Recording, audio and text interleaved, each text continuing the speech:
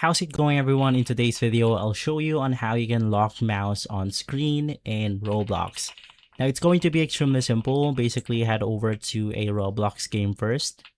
And then from here, you want to navigate through setting, scroll down until you navigate through the views and control, and then just make sure that the shift lock switch is turned on. So basically what this means is that we can lock our position to a certain level. So right now I'm using right click to actually go ahead and move my mouse, which is annoying for some other games out there. But if you want to completely lock it, just once again make sure that it is enabled, and then you want to press the shift button on your keyboard.